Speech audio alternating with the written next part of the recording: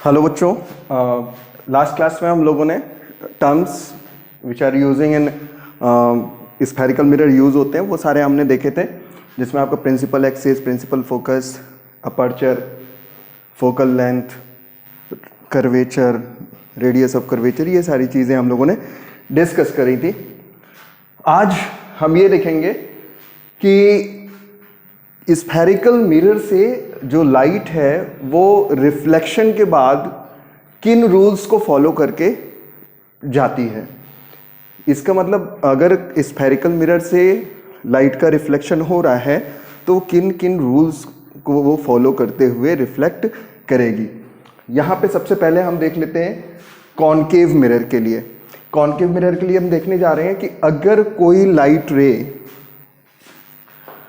Principal axis के parallel आ रही है, parallel to the principal axis, कहीं से भी,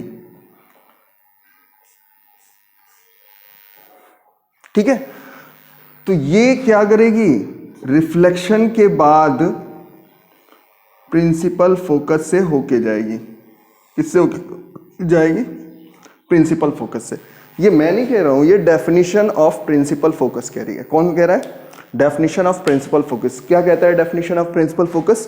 कि light ray which are parallel to the principal axis, light ray to the parallel to the principal axis after reflection passes at a point on present on principal axis known as principal focus. तो principal focus की definition ही बता रही है कि कोई भी parallel light रे किससे? प्रिंसिपल एक्सिस से। किसके? कॉनकेव मिरर के। रिफ्लेक्शन के बाद कहां से होके जाएगी? प्रिंसिपल फोकस से होके जाएगी, ठीक है।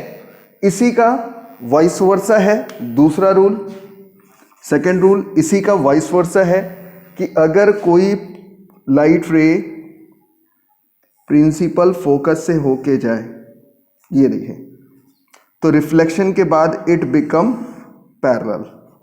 ये क्या हो जाएगा? पैरेलल हो जाएगी। इसी का वाइस वर्सा रूल है कि अगर कोई लाइट रे प्रिंसिपल फोकस से होके आ रही है तो वो रिफ्लेक्शन के बाद क्या हो जाएगी? प्रिंसिपल एक्सिस के पैरेलल हो जाएगी। ये दो रूल बहुत आसानी से आपको समझने के लिए। इसके अलावा क्या है?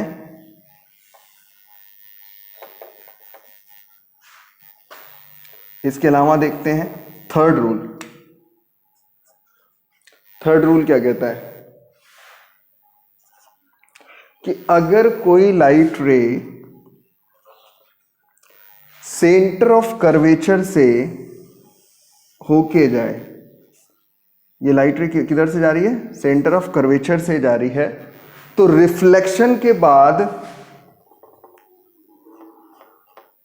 सेम पाथ को फॉलो करेगी। क्यों करेगी? ये क्वेश्चन सबसे ज्यादा आता है, ये चीज दिमाग में सबसे ज्यादा आती है कि ये क्यों करेगी भाई? सेंटर ऑफ कर्वेचर से आ रही तो सेंटर ऑफ कर्वेचर पे क्यों जाएगी? इसका बहुत छोटा सा सॉल्यूशन है।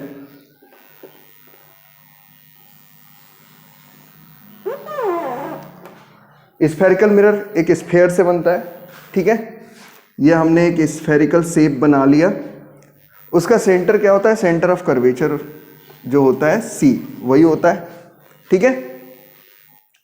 अब हम इससे किसी भी पॉइंट पे मिला लेते हैं तो ये क्या होगा?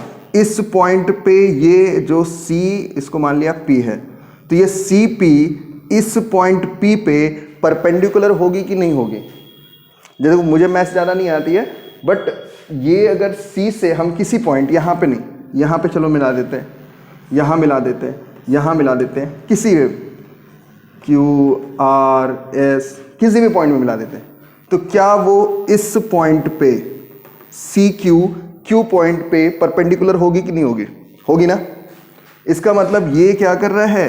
इस रिफ्लेक्टिंग सरफेस पे नॉर्मल का काम कर रहा है। कर रहा है ना नॉर्मल का काम, ठीक है। तो अब देखो जरा, एक मिरर हमने ले लिया, स्फेरिकल मिरर, जो कि एक स्फेयर का कर्व है, कर्वेचर है, इसका सेंटर C है। तो इससे कोई भी पॉइंट से इसको मिला देंगे। ये देखो, इससे मिलाया, ये क्या हो गया? नॉर्मल हो गया 90 डिग्री। इस पॉइंट से मिलाया, ये क्या हो गया? बात समझ में आ रही है कि नहीं आ रही है? अब ऐसा अगर हो रहा है तो जरा मुझे ये बताओ, किसी भी रिफ्लेक्टिंग सरफेस पे रिफ्लेक्शन रूल क्या कहता है? I is equal to R, ये कहता है ना।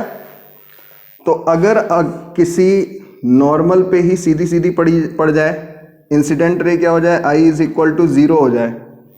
देखो जरा, नॉर्मल और इंसिडेंट रे के बीच एंगल कितना बढ़ रहा है? 0 एंगल। तो आर भी क्या होगा? 0 होगा। तो light ray must be reflect back at the same angle. तो यही चीज यहां पे भी हो रही है। क्या हो रहा है? ये देखिए, ये सी से इसको मिला रही है, यानी नॉर्मल क्या हो गया? ये पॉइंट हो गया।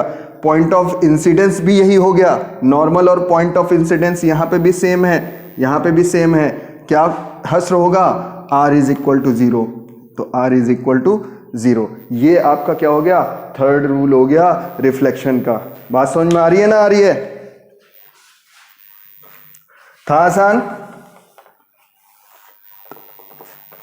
कॉनकेव मिरर के लिए अब हम जरा फोर्थ रूल देख लें, क्या कहता है।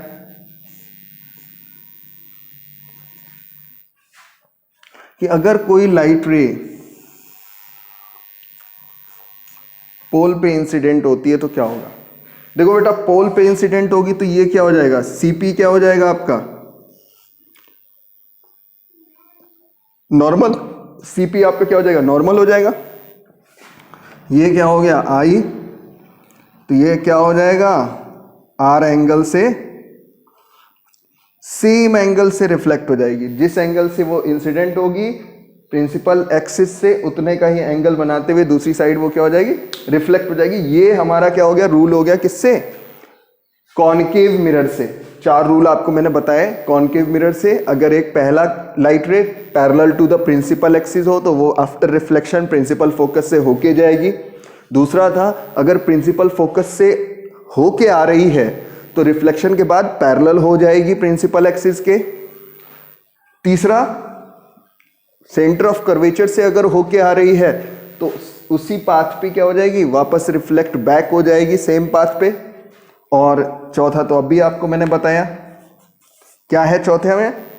अगर पोल पे अगर इंसिडेंट हो रही है तो सेम एंगल का बनाते हुए ये दूसरे तरफ से रिफ्लेक्ट होके चली जाएगी। ठीक है? तो ये हो गया किसके लिए? कॉनकेव मिरर के लिए। अब हम यही रूल्स जो है अब हम देखेंगे कॉन्वेक्स मिरर के लिए। किसके लिए देखेंगे?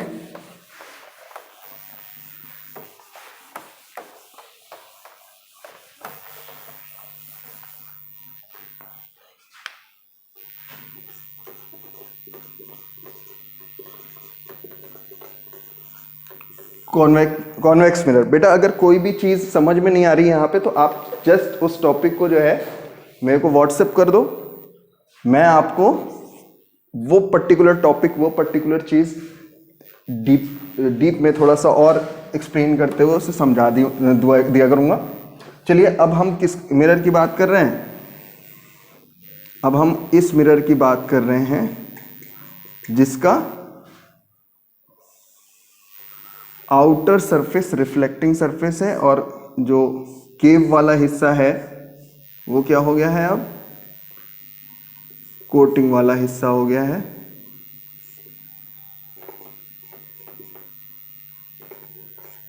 ठीक है? यहां पे क्या होता है? यहां पे भी सेम है। पहला क्या है?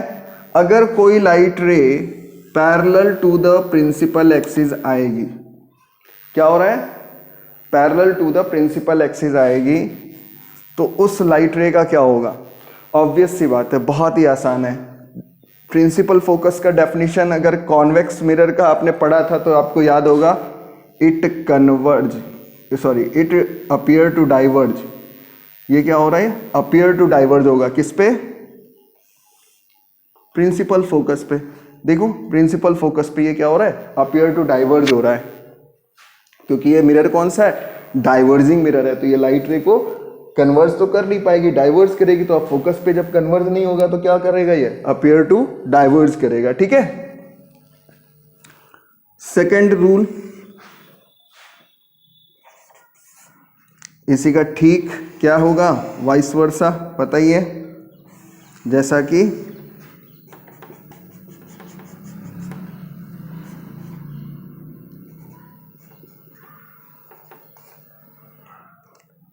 अगर कोई लाइट रे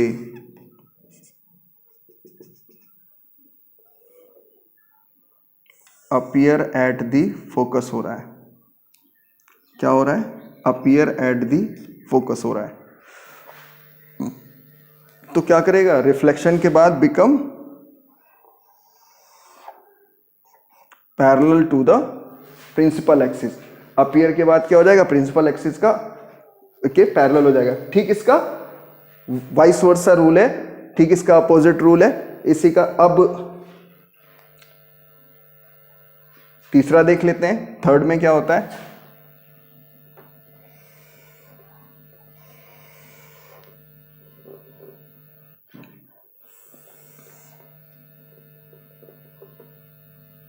ये रहा थर्ड रूल। इसमें क्या है, अगर कोई लाइट रे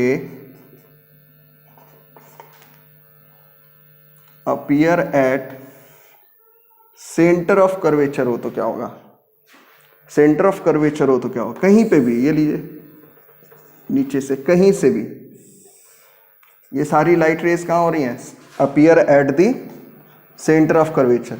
तो बेटा सेंटर ऑफ कर्वेचर पे अपीयर होने वाली सभी लाइट रेज सेम पाथ से क्या हो जाएंगी,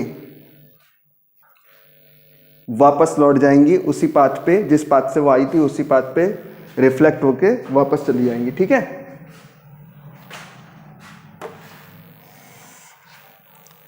ये था थर्ड।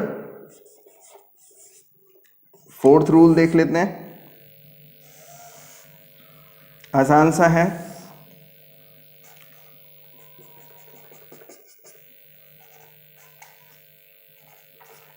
क्या रूल, सेम वही जो कॉनकेव में किया था, आई आर, यानी पोल पे इंसिडेंट होने वाला कोई भी लाइट रे जिस एंगल से इंसिडेंट होगा उतने ही एंगल से वो प्रिंसिपल एक्सिस के अपोजिट डायरेक्शन से वापस जाएगा। तो ये हमारे रूल हो गए किसके, स्फेरिकल मिरर के, यानी आपके कॉनकेव मिरर से और कॉन्वेक्स मिरर से। अब हम जब भी नेक्स्ट वाली क्लास हमारी होगी तो हमारी उस समय हम स्टडी करेंगे इमेज फॉर्मेशन। किससे किसके थ्रू हमें इमेज फॉर्मेशन देखना है, image formation through plane mirror, image formation through concave mirrors, image formation through convex mirror. ठीक है, थैंक यू फॉर टुडे।